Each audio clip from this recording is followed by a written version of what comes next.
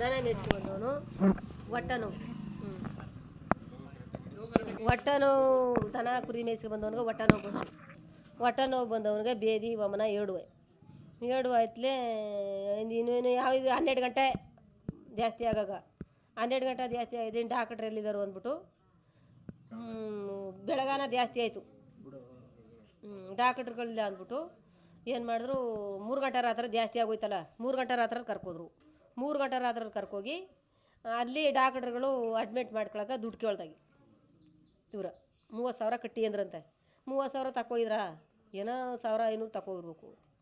30,000 ಇಲ್ಲ ಅಂದ್ಬಿಟ್ಟು ವಾಪಸಿ ಕರ್ಕೊಂಬಂದು ಇಲ್ಲಿ ಇನ್ನೂ ಜಾಸ್ತಿ ಆಗೋಯ್ತು. ಜಾಸ್ತಿ ಆದಾಗ ತಿರ್ಗಿ ವಾಪಸ್ ಕರ್ಕೋದು.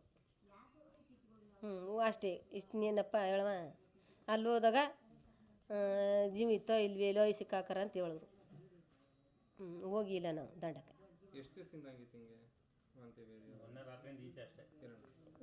ಈ ಊರೆಲ್ಲ ಅವನಿಗಾದ್ಮೇಲೆ ಊರೆಲ್ಲ ಆಗಿರೋದು. ಇವನಿಗೆ ಫಸ್ಟ್ ಆಗಿರೋದು. ನೀರಿನದೇ ಪ್ರಾಬ್ಲಮ್ಮು. ಯಾವ ಊಟನೇ ತಿಂದಿಲ್ವಲ್ಲ ಅವನು. ಹೊಟ್ಟೆ ನೋವು ಬತ್ತು. ನೀರು ಏನೋ ಚೇಮಾರ್ಗುಂಡಿ ನೀರು ಬೋರ್ಗೆ ಇಳಿತಾದ ಅಂತ ಹೇಳ್ತಾರಪ್ಪ.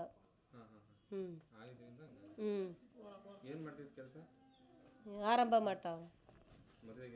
ಇಲ್ಲಪ್ಪ ಮದುವಾಗಿಲ್ಲ. 29 ವರ್ಷಕ್ಕೆ ಏನೋ ಮದುವಾಗಿರೋದು. ಮದುವಾಗಿಲ್ಲ.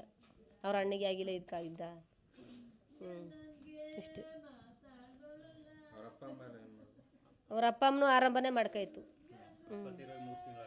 3 ತಿಂಗಾಯ್ತು ಅವ್ರ ಅಪ್ಪ ತತ್ತಿರೋಗಿ.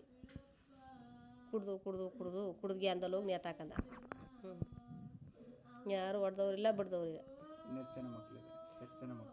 ಇಬ್ಬರೇ. ಒಬ್ಬಳೇ ಮಗಳು ಮದುವೆ ಆಗದೆ. ಅತ್ತೆ ತಮ್ಮನ ಮಗ ಸತ್ತೋಗಿರೋನು. ಸರ್ಕಾರ ಕೊಟ್ಲಿ ಪರಿಹಾರ ಕಟ್ಕೊಳ್ಳಿ ಬದಿ. ಅದಿಷ್ಟು ನಮ್ಗೆ ನೋಗನಲ್ಲ. ಅವನು ವಾಪಸಿ ಹಿಂದಕ್ಕೆ ಕಳಿಸ್ತಾರಲ್ಲ, ಕಳಿಸಿ ಅವ್ನ ಜೀವ ಕಳಿಸಿದ್ರೆ ಅವನೇ ಇರ್ಸಿನಲ್ಲ ಆಸ್ಪತ್ರೆಯಲ್ಲಿ ಗೇಕರಪ್ಪ ಅಂತ. ವಾಪಸಿ ಹಾಕಿ ಕಳಿದ್ರು, ಅಡ್ಮಿಟ್ ಮಾಡ್ಕೊಳ್ಳೋರು.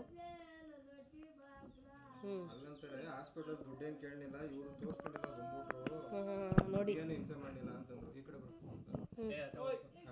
ದುಡ್ಡಿಗೆ ಇದ್ದಕ್ಕೆ ವಾಪಸಿ ಕರ್ಕೊಂಬಂದ್ರು ಬದಿ ಹೇಳ್ಬೋದು. ನಾಳೆಗೆ ಅಂತಂದ್ರು ಕದ್ದವನು ಕಳ್ಳ ಅಂದನ.